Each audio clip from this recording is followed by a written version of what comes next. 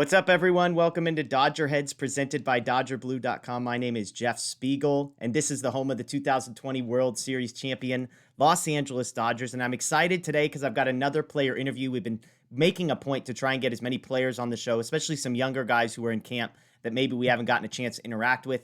Today, we've got 2018 second round pick Michael Grove. Awesome guy, just awesome to talk to him, and I think encouraging for Dodger fans. He was a second round pick. Didn't pitch in 2018, struggled in 2019, was at the alternate site in 2020. He's had one appearance so far this spring that was good, but it's kind of like, what exactly is there? Well, he details a little bit about what happened in 2018, what happened in 2019, why he's feeling better about the future. And honestly, this is a guy that I think is going to be a riser in the Dodger system, a guy to watch for in the top 10 prospects in the Dodgers, and maybe even potentially a top 100 prospect at some point. So without further ado, here's my interview with Dodgers pitcher Michael Grove. All right, everyone. Well, I am joined today by Dodger pitcher Michael Grove, former second-round pick in spring training with the Dodgers, has made one appearance so far. Michael, thanks for joining us, first of all. Second of all, I mean, it looks beautiful behind you, but how's Arizona treating you? Yeah, it's great. Thanks for having me on. Weather's a lot better than West Virginia right now, that's for sure. So really happy to be out here. And you're like West Virginia through and through, right? High school, like grew up in West Virginia, played college baseball in West Virginia. So now, getting sent to Los Angeles, Arizona, it's got to be a little bit of a different experience for you. Yeah, born and raised in West Virginia. Went to college, obviously, at West Virginia. And yeah, I've been out and around a little bit now with the alt site last year. Out here for a few spring trainings now, and it's beautiful, and weather's always great. It's nice to be golfing in January and February. Yeah, absolutely. Well, I'd love to hear a bit about your story. That's one of my favorite things about talking to players like yourself. You were a second round pick out of West Virginia, but what's interesting about that is you had missed the entire previous season due to Tommy John. And so I'm curious, what was that moment like for you when you hear your name called? And second, was that surprising? I mean, I know there were some people that maybe didn't even have you ranked because they're like, well, this guy hasn't even pitched this year. You had only pitched your freshman and sophomore year. So talk me through draft night and sort of that whole process. Yeah, it was a really, really interesting draft for me. Like you said, some teams I would have the pre-draft meetings with were saying like basically, we're just kind of doing this as a formality. We're probably not going to take you until next year. We'll like look at you seriously. And then there were 4 or 5 teams, the Dodgers obviously one of them, that were actually interested. And then yeah, I didn't pitch the entire season in 2018. Pitched half the season in 2017, so I had a very small sample size kind of to go off of.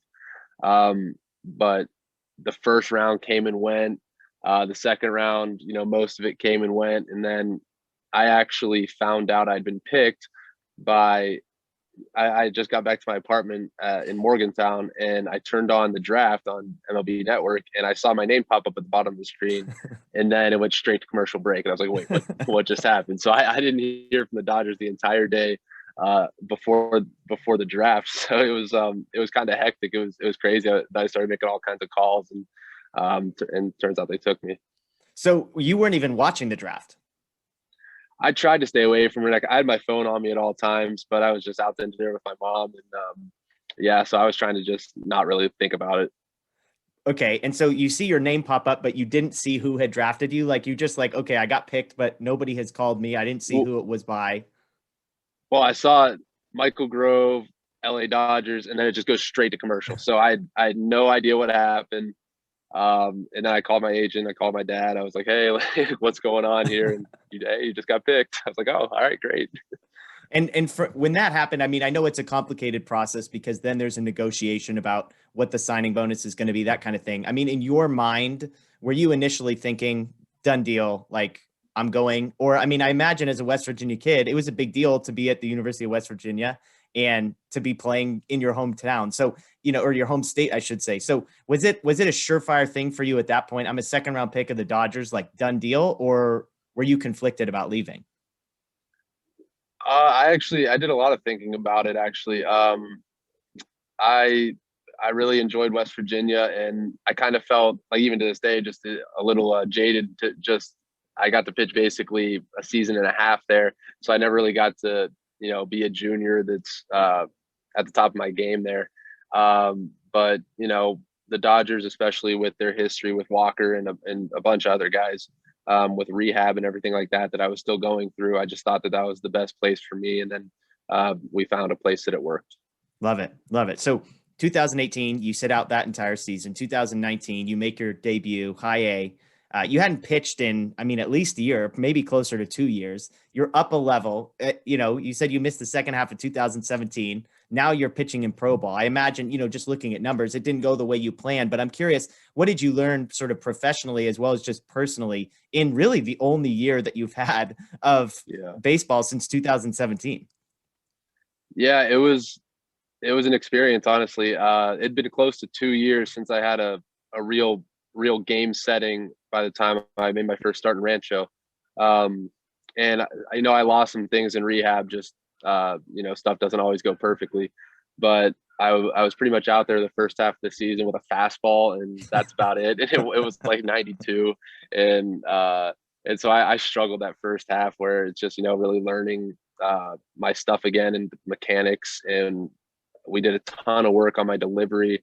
But what I really took away from, especially that first half, is just the routine and just the like being a professional and pitching every fifth day, staying healthy, taking care of my body, the travel, 6 games in a row, 15 games in a row, whatever it is, just kind of getting used to the schedule and just getting used to professional life. And then the second half of the season, it was a lot better for me. And I got a breaking ball that started to work for me. So I started to have some success towards the end. But I thought I learned a lot and just grew up a little bit that first year.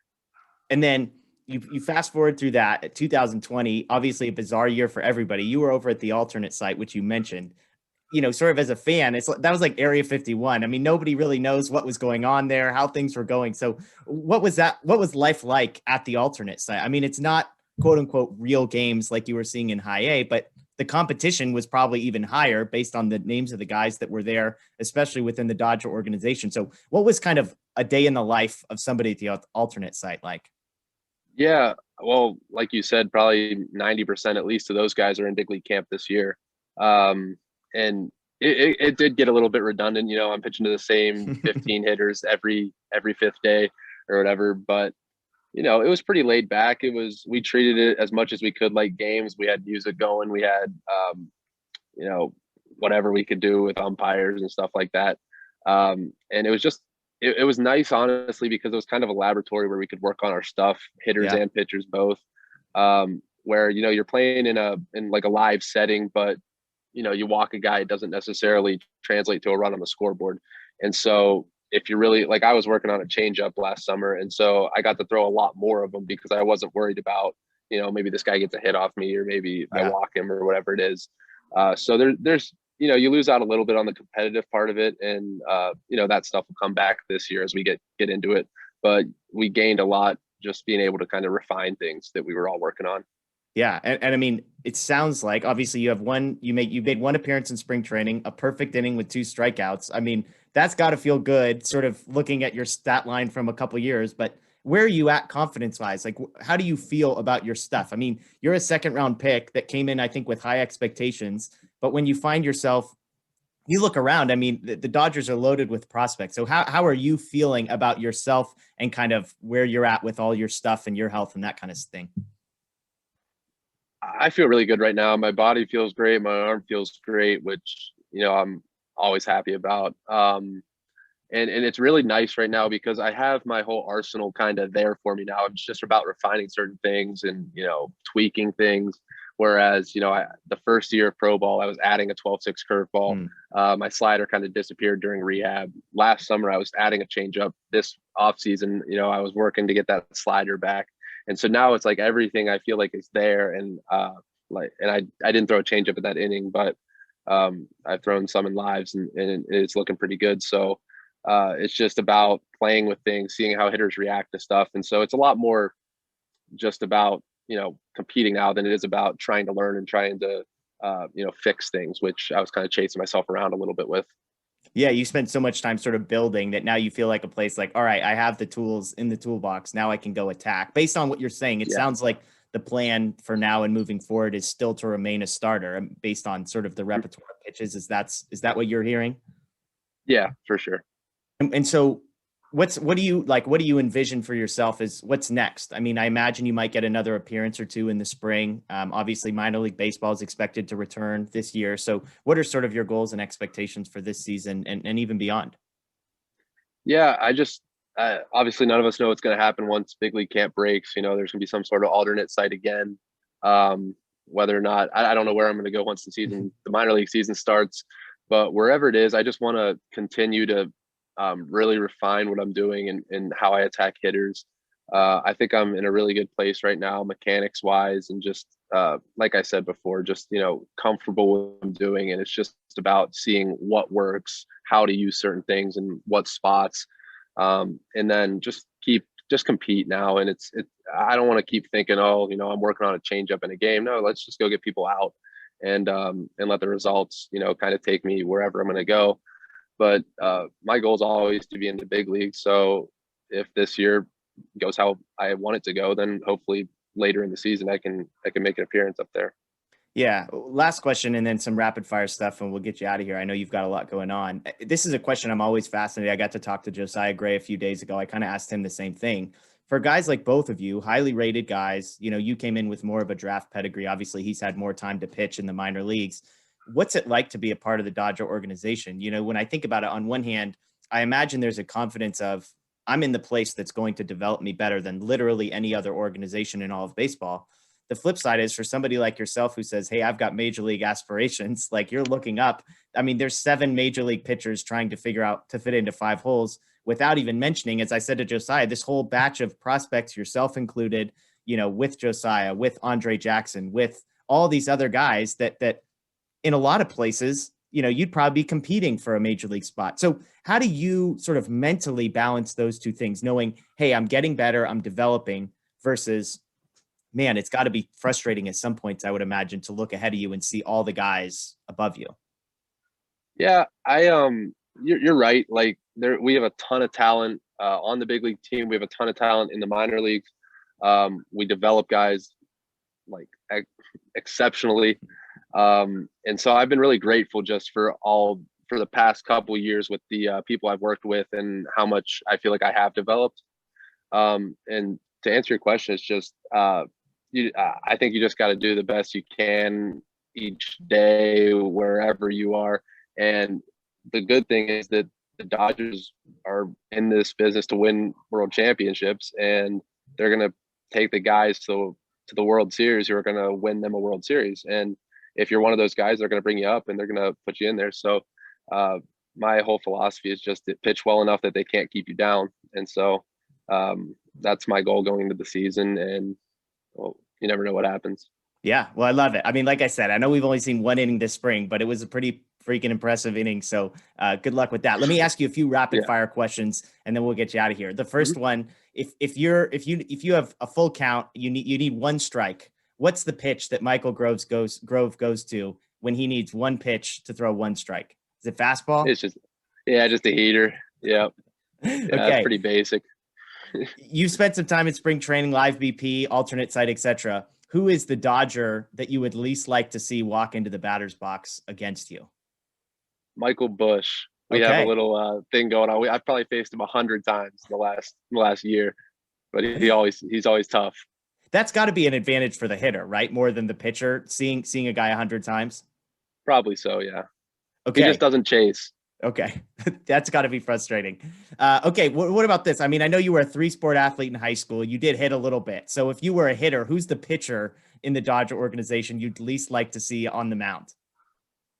DMA. That stuff just moves so much at 100. Like I just probably stand at the back of the box. Just don't hit me. You're just hoping for a walk at that point, huh? Yeah. Just don't hit me with the ball. You can strike me out. Love I don't it. care. Love it. Okay, last one. Dodgers win the World Series. Where were you at? What was the situation? What was the story like of where you were watching the World Series? I was just home. I was just home with my family. Yeah, I was just watching. I was up late, so it was really cool. It was really cool to see, and really made me want to be there for the next one, which is hopefully this year. Yeah, absolutely. Absolutely. Well, Michael, hey, again, we appreciate your time. You've looked good so far. We look forward to seeing more of you this spring. I know I'm sure you're excited to get back out on the field more, and hopefully we'll see you in the big league soon enough, and we'll get to talk to you again soon. So thanks again for your time, Michael. Yeah, thanks, Jeff. Thanks for having me on. The best team holding a trophy high in the air. The Los Angeles Dodgers, champions of the baseball world.